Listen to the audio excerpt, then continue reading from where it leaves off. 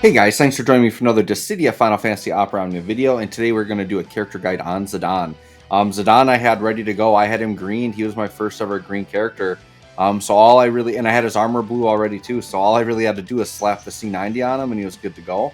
I think this is part of the problem that DFFOO is having with needing a gem cap or wanting a gem cap is because players like myself, they're veteran players, you know, these new banners come around and we've already got the characters done, so there's like nothing for us to pull for, so it's cool for the players, but for them, it's not as cool, and that's why they're trying to implement this gem cap. Haven't heard anything. We might not hear anything ever again. It might just be done, but or they could just implement it out of the blue somewhere. We don't know. But anyways, this isn't a gem cap video. This is a Zidane showcase, so we're going to go ahead and take a look here.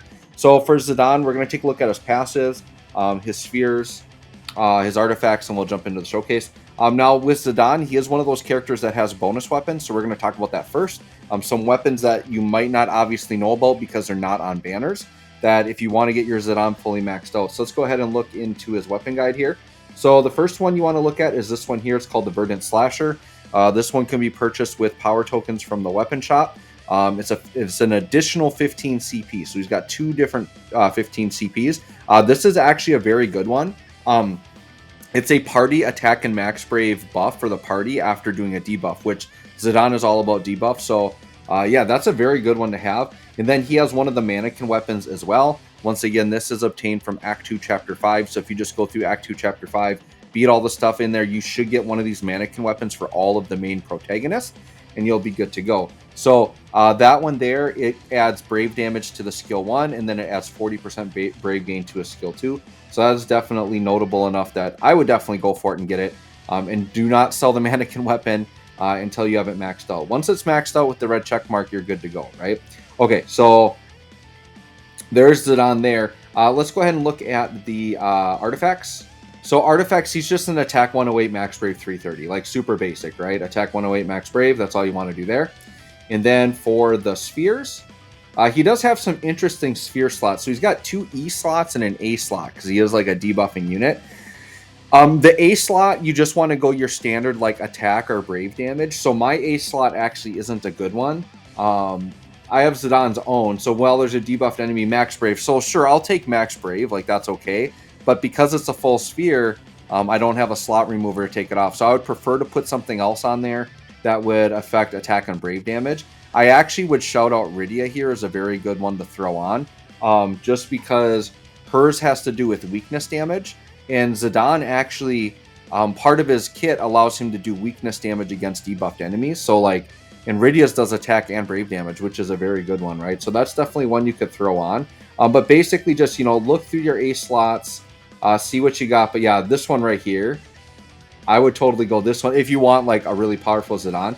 But you're going to get brave damage and attack off of weakness damage. So like any weakness damage characters, I think Rydia is like the best one to put on for like damage dealer. She's really, really good, right? The E slot, we have some different options here. So on the E slot, you know, Yuffie, Seymour, Emperor, those are going to be the ones that are like attacking, or that's going to be boosting attack, right? And max brave. So those are the types you want to do for more damage. I actually think Zidane is a very, very good candidate for Vanille. I still, to this day, think Vanille Sphere is the single best sphere in the game. It basically turns any character in the game with an E-slot into a Dispeller. Basically, if you break somebody, you get a Dispel. Characters like Zidane really capitalize on this because he has Unbreak in his kit. So when characters have Unbreak, you have the freedom to break in between turns and break when you normally couldn't break. You could use this with Zidane to strategically remove a buff, and in his re-breaking or whatever unbreaking really helps with his kit as well because he gets free turns and all types of shenanigans off of that. But I think Vanille is a very good spot for Zidane, especially if you're going to use him a lot. And then just something that's going to buff attack. So like I've got Auron Sphere on there that has to do with debuffing and raising attack. So that's a pretty good like straight up attack one you could put on Zidane, right? Okay, so that's it for the sphere. So let's hop into the showcase. Now Zidane, he's kind of known as like one of these jack of all trades characters, right? So he's not going to be here. We'll just throw something on really quick. He's not going to be maybe the best at anything that he does, but he does a lot of different things. And so I really like Zidane for his utility. I think he's very, very good like that, right? So we'll hop in. Something else that Zidane has that's kind of unique that other characters don't have, his C50 actually gives him more attack damage based on how many female characters are in the party. So it's honestly like I wouldn't stress about it. It's not something that it's going to be super noticeable, but I think he gets 10% more attack per female character in the party. It's kind of an odd thing, but it's based on Final Fantasy IX and the character and all that. So sure, they wanted to give that to him. So put Aiko and Garnet around him, and then he'll look slightly better, right? Now my Zidane's riding a 5 out of 5 ultimate weapon, so I think my Zidane's gonna be looking just fine here. So when Zidane loads in, he's going to have the EX open right away, and Zidane is very fast, so odds are he's usually going to be going first anyways. So what Zidane has is basically because what his overhead gives him, that's that 5-turn buff there, it basically makes it so that when he breaks a character, he actually deletes their turn, which is a very rare mechanic. So if you like no turning bosses, Zidane is like the king at it, because you can literally just delete the turn out, and then he gets a free turn, right? So I'm going to start with the EX, which is Booster 8. This is basically a launching EX, so we'll go ahead and launch. But he's going to get a break, right? So now that he did the break, you may have saw it there really quick, but the enemy's turn just got wiped out of here. Just deleted, right? So watch this. So now Zidane is going to he steals the turn order, he gets a free turn, right? Now, like other break characters like Lightning and stuff that get the free turn on break, you can't get this back to back. However, if you interrupt the turn with a free skill use or an AA or something like that, he can do it again. So let's go ahead. When he uses the EX, he gets Mug. So Mug now is the Brave Attack Plus you see at the top. Basically, it does a gravity shave. Well, it does attack too. I actually don't want to break the enemy. Well, no, we'll do it, sure. So we'll Mug, and you'll see it'll gravity down and then breaks. So on that break, we don't get a free turn, but Mug itself gives a free turn. So sure, we'll just let these go through here. Actually, I should have just canceled to go a little bit quicker. Okay, but typically the strategy you do is you break, then you can Mug, and then now if you break again, you're going to delete the turn. So you can see the B enemy there, he's got a turn that we want to get rid of. So now let's go ahead and use the LD. So what the LD is going to do, it's going to refresh the overhead. And then here it does auto break. So it's just going to like unbreak, re-break, whatever. They're both broken. Stole their turn order. Now I get a free turn again, right? I actually have to be careful here. So what I'm going to do is I'm going to use the burst attack so that we need to give Laguna turns because I don't want this orb to pop. So yeah, let's go ahead and just use the BT effect here. So his BT effect is actually very good. So what happens is basically on his turns when he debuffs an enemy, which is like all the time, like he debuffs on everything, he steals an elixir. And when he steals this elixir, I don't know if it'll do it the first turn. We'll see here. No, it'll do it the next time he goes. But when he steals an elixir, it basically heals the party by 100% of their HP. So literally it's a full heal. And then any excess of that will go to Brave. So it's a huge heal/Brave gain. It's absolutely crazy. We definitely got to get Desperado here before that enemy's orb pops. So I'm doing Irvine's Intersecting Wills just because it's very easy. As long as you just bring like a little bit of range. So usually I can just bring Laguna to these things, pop the burst, and then like between this attack and his off-turn damage, like the orb's ticking just fine. So hopefully I didn't hit that too late, but I think we'll be okay. I'm hoping. So it's unfortunate that Garnet's going to take 2 turns here, but whatever. Yep, and then Desperado goes. Yep, and then takes the orb back up. So we're good now that Desperado's on. So let's go ahead and do burst attack here with Garnet.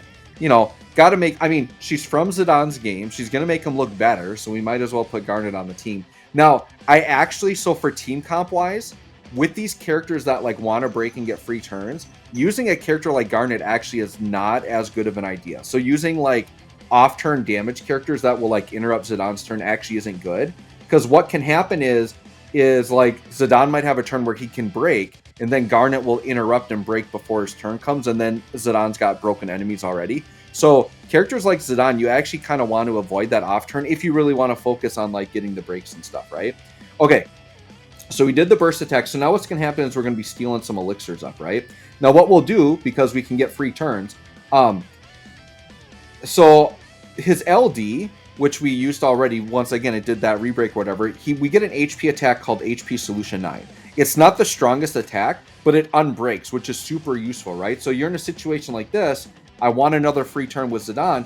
I can use HP Solution 9 to get a free break here. Now watch, we're going to wipe the enemy turn and steal the turn. So we unbroke, we wiped, and see here, Garnet just stole a break off of enemy B. So that's why you want, so I actually purposely put Garnet in here to show you why characters like that can actually not synergize well with Zidane. Because now that enemy B should be unbroken right now. And then what I could do with Zidane is I've got a free skill use here. So I could just use the AA, Brave Up Advance.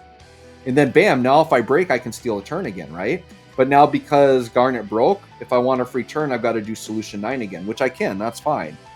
So literally you can tear off like turn after turn after turn. If I wanted to like just keep interrupting here, you know, keep doing these AAs in between, I could do that. Now the enemies here are getting pretty low. So what I'm going to do is I'm just going to go into burst mode here, and then I'm just kind of free to go ahead and just keep showing Zidane off here, right? So now in here we can, sure, let's do booster 8 again. Now in here it doesn't really matter as much because like at some point you're going to break the enemy and you're taking so many turns. I think you can still delete turns in here as well. So just, you know, as you're breaking and all that, like that stuff will still happen. And I think after the burst, when we come out of it, Zidane will steal a turn and just come out of it with another turn.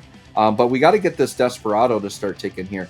So we haven't even talked about Stellar Circle and Free Energy, which are pretty important. So they both put a pretty important debuff on the enemy, which allows him to get the plus versions of his moves. So you can see right now we actually don't have the plus version. So we'll do Free Energy first. So it is a Brave gain and then an attack. You usually want to use that when he's pretty high on Brave already, because since he's not doing Brave hits, he doesn't really cap on it all the time. So usually you want to use that, but each of his 15 and his 35, you just want to make sure you're periodically using those, because once again, they're putting the debuff on the enemies. Now you see I've got the plus version of the attack, which is much better. So usually on your off turns when you're not sure what to do, I'm usually using Stellar Circle 5, because that's going to do Brave damage to both enemies while applying that debuff, and you know, pretty decent damage there, right? But the big thing with Zidane, like his damage doesn't blow you away compared to other damage dealers, right? His healing is actually pretty useful on that Elixir. Like it's pretty good healing, but it's not as like on demand as you'd want from like an all-out healer, right? So here I can go ahead and like steal this turn, delete him out. Yeah, and you can see Zidane jump turns there in the turn order after the burst. So that counted for it, right? So now right here, what I could do is I could do something in between. So let's do, well, it doesn't matter. I've got Solution 9. So sure, let's just go ahead and Solution 9. We'll get another break. And then what'll happen is we can come out of burst, and then we could break again and steal more turns. So usually when you're playing Zidane, the situation will be kind of like what you're seeing here. Sure, we'll just break another turn, steal another turn. You'll get situations where literally you just don't even see when the enemy's turn is coming. The problem with Zidane is you might think, well, gosh, this is so busted, the enemy doesn't get a turn. Like, why would you not just use Zidane on every fight? Well, the reason is because of orbs. They have several orbs in the game that like require the enemies to take turn to tick, or they have bosses that like jump turns, things like that. So Zidane isn't just like a cure-all for like any Lufenia, but like as long as like you're not punished for taking as many turns as you want, and the enemies don't need to take turns for the orb, then yeah, you can run Zidane and pretty much cheese every fight, because look at this, like there's no enemy turn in sight.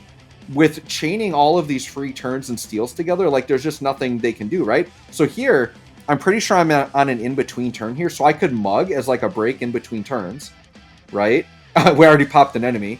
But then now I could, say, go into my LD again, break, steal the turn, delete. By the way, keep in mind, since I had Vanille Sphere on him, all of those breaks are also dispelling. So I think Zidane is pretty cool if you set him up right. Let me know what you guys think. Hopefully this helps you all, but Zidane is definitely worth pulling for. If you like him and you invest in him like I did, he is a super awesome, fun character. So anyways, thanks for watching, guys. We'll catch you on the next one.